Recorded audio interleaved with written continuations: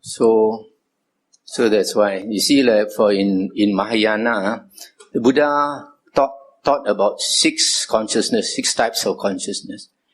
In the Mahayana, they talk about 7 and 8 consciousness, alaya consciousness, and what's the other one? I forgot. So saying a lot of things that the Buddha never said. So, for example, one of the founders of Mahayana Buddhism is Nagarjuna. They call him Longsu Pusa. In his biography, he wrote a lot of. He's one of the scholar monks who wrote a lot. So people ask him, how come, so many things you now say it was not there before? You know what he said? He said the Buddha did not explain many things. Therefore, he thought it's duty to explain many things. He wants to be smarter than the Buddha. Mm-hmm. Any other thing? What about is the Jinggang Jing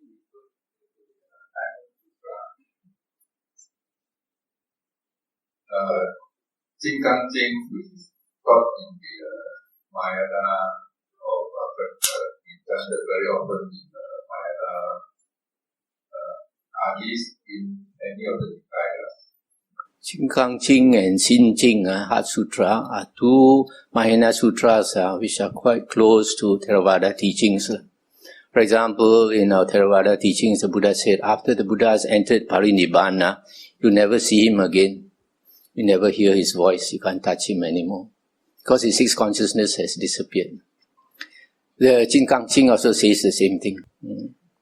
But you find, for example, in the Tichang Wang Pusa Jing, Earth Store Bodhisattva Sutra, it is said that when the Buddha started to teach the Earth Store Bodhisattva Sutra, millions and millions of Buddhas came. They've already entered Nibbana, how can they come back again? So it contradicts, even Mahayana Sutras contradict each other. Maybe I just take one question here first. There's a question about what does the Buddha teach about the last thought moment and the intermediate state, or some people say it is Bardo state. The last thought moment, you see, there are some monks who say when a person is dying, you have to make him remember all the good things. And for example, there are some even say if they chant Amitabha, and remember Amitabha, they will go to the Pure Land. But then, in the original Theravada teachings, when a person is dying, the 6 senses close one by one. So after some time, the 5 senses close, excepting the mind, and the doctor examines the person, he finds that the breathing has stopped, and the pulse, the heart has stopped. So the Buddha says that person has died. But the Buddha says that person has not died until 3 things stop. One is the vital energy, in Chinese we call the qi. And then the other one is the consciousness. The third one is the body heat. So when the doctor says the person has died, he has not really died if his body is still warm. It takes maybe 4 or 5 hours for the body to cool down, and then that person really dies. So in these 4 or 5 hours, that person is dreaming. And what is he dreaming? What is he thinking of? It is his normal frequency, his normal everyday thoughts. That is why it is very important for us to practice vipassana, right effort and right mindfulness. And the motive of practicing these 2, right effort and right mindfulness, is to get rid of unwholesome states and to develop wholesome states. Because the Buddha says, if you want to go to heaven, you got to have wholesome states that bring you up. If you have unwholesome states, it brings you down to the 3 woeful planes of rebirth. So we have to get rid of unwholesome states like greed and hatred, arrogance, selfishness, etc. And we have to develop wholesome states like kindness, compassion, humility, having a big heart, generosity, etc. So if this is what is called 修行 cultivation. 修行是修行为 Cultivation is cultivation of conduct, of our character. Because our character determines the soul inside us. Some monks say that there is no soul, but I believe there is a soul.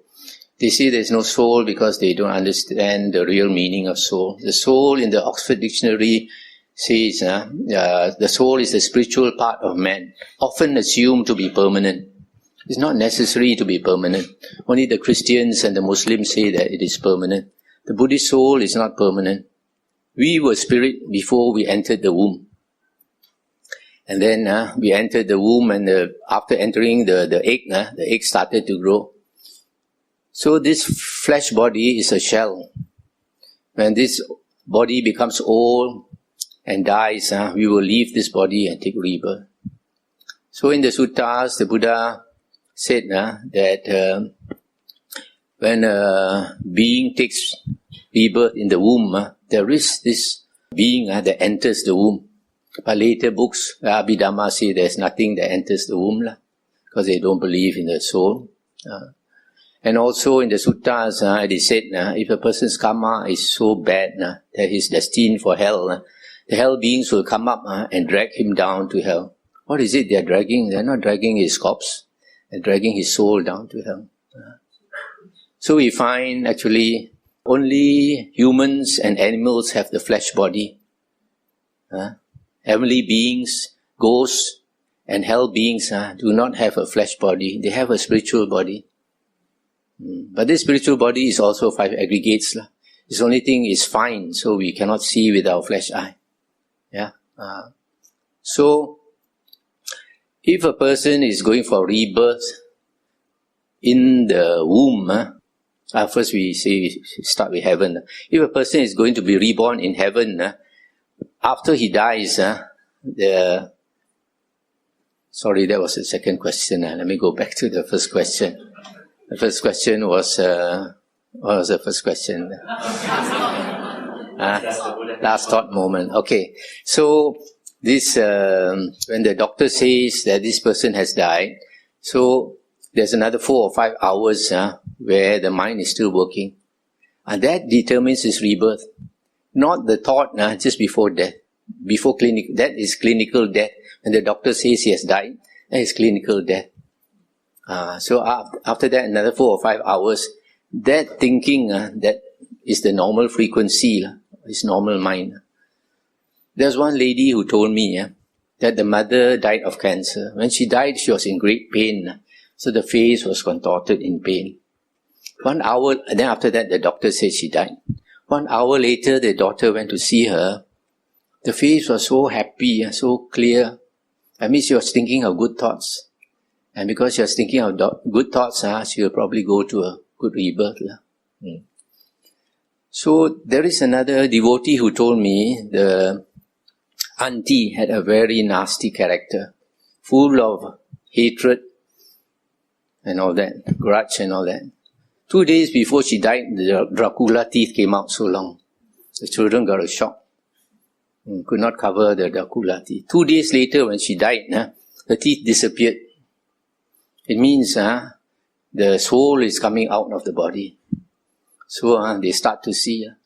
And it's not surprising that there are some people, just 2 or 3 days before they die, you see their face change.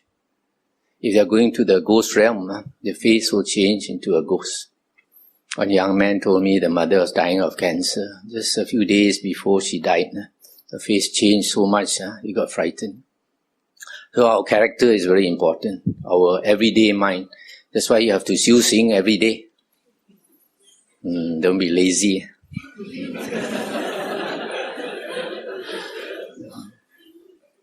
So the second question was... Second question, Bhante, is about intermediate state or those states. Okay.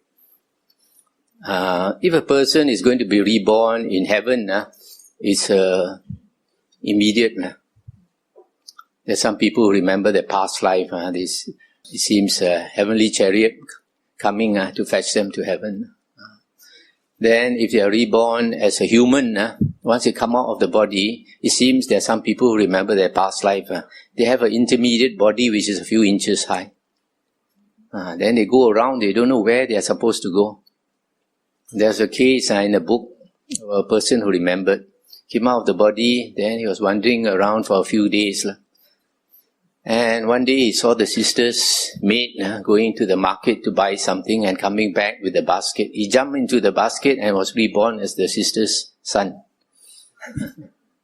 So, for human birth, you have to wait.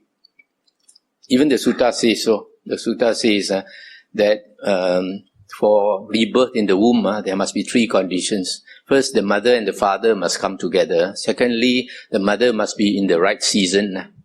And thirdly, once the egg is fertilized, then there is this being waiting to be reborn. In the sutta, it's called a Gandhava, waiting to reborn. Then he will enter the womb, and enter the womb and the egg, and then the egg will start to grow. And then rebirth as a ghost is also instantaneous. Even before dying, that person already changed into a ghost. And then rebirth as an animal also have to wait. Either have to wait to go into the womb or wait to go into the egg. And then hell being, if you are reborn in hell, also immediate, because the hell beings will come and drag that soul down to hell. Okay? Okay, thank you, Bhante, for your talk. So the message is quite clear. We can attain Sutta as being people. What about all the way, Bhante, to liberation around? Just now I mentioned after right view, after attaining Sotapanna, you need 5 other conditions. Still practice your sila, listen to Dhamma, discussion of the Dhamma, practice samatha meditation, and practice vipassana in everyday life. Right effort and right mindfulness. Can we do that as a layperson? I mean, is it possible? It's difficult, especially for laypersons to attain jhana. Even for monks, it's difficult to attain jhana. In the description of the first jhana, the Buddha said, aloof from sensual desires, aloof from unwholesome states. The monk enters and abides in the first jhana. So you have to let go of sensual desires. You have to let go of unwholesome states. You have to develop your character so that you don't have unwholesome states. Because if you don't have unwholesome states, you become a very happy person. One of the conditions for attaining jhana is you have to be a very happy person, not a troubled mind. People with troubled mind nowadays get depression, so you are very happy, then when you meditate, your mind can calm down. So it's not easy. You have to let go of sensual desires and let go of unwholesome states. So I always encourage lay people, listen more to the suttas. Very good chance of attaining stream entry. If you want to meditate, the best time is early morning when you get up, and then meditate. For as long as you're comfortable.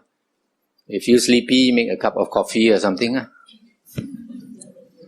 And then when you come back from work, don't meditate, because your body is exhausted, your mind is troubled. That's the time you listen to the Dhamma. Listen to the Dhamma. If you can't sleep, also listen to the Dhamma until you fall asleep.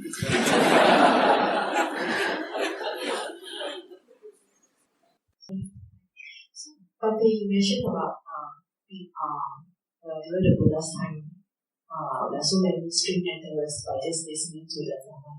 But is it because they are parami and now, after 2,600 years, then our mind get more complicated with so many of these social media influences and all? Is it more difficult?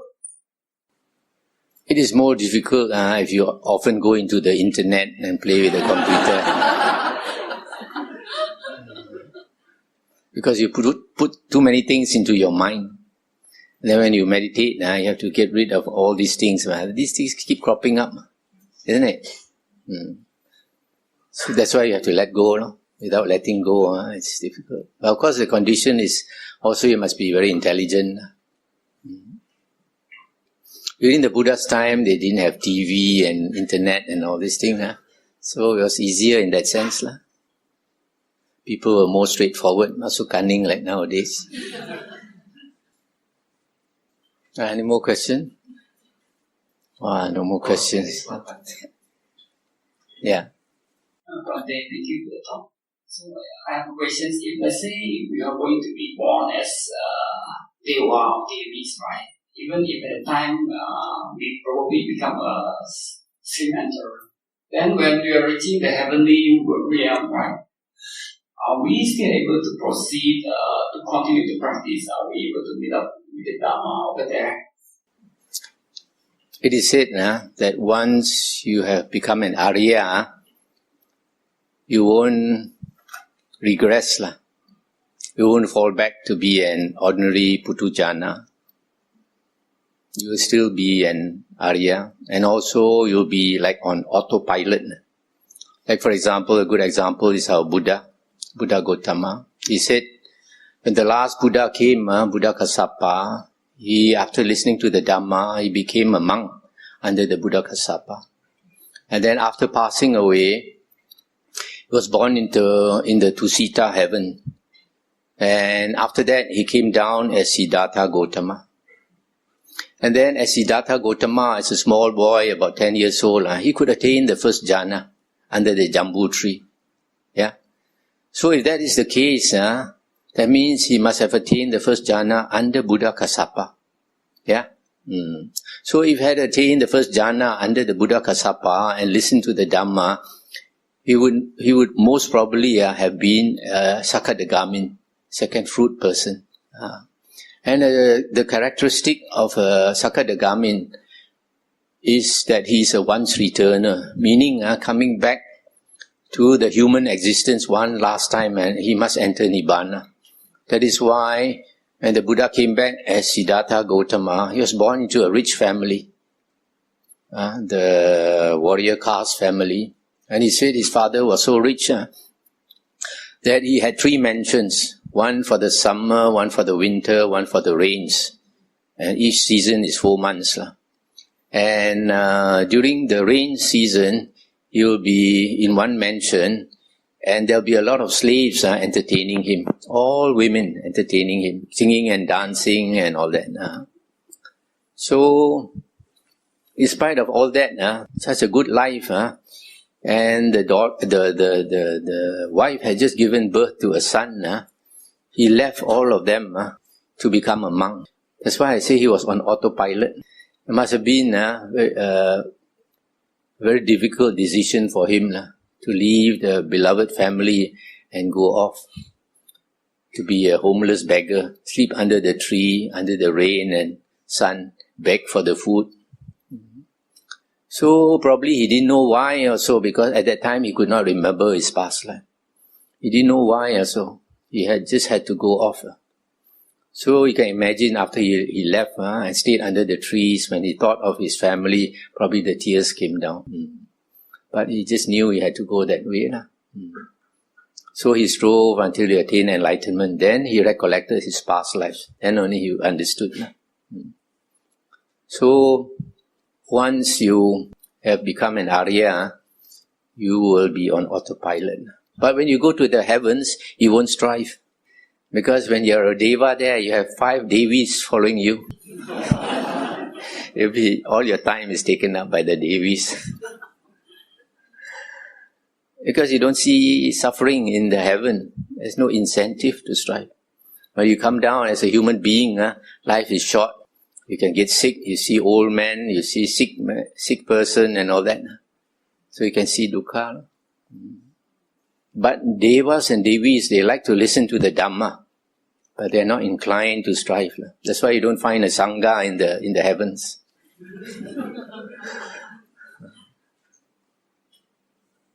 I don't call it sharing of merits, I call it rejoicing, asking the Devas and Devis to rejoice with us. Because when we listen to the Dhamma, sometimes Devas and Devis will come to listen. Ita vata cha'am hehi Sambatang punya sampadang Sabbe deva Sabbe buddha Sabbe satta Anumodantu Sabba sampati Siddhya Sadhu, sadhu, sadhu. Okay.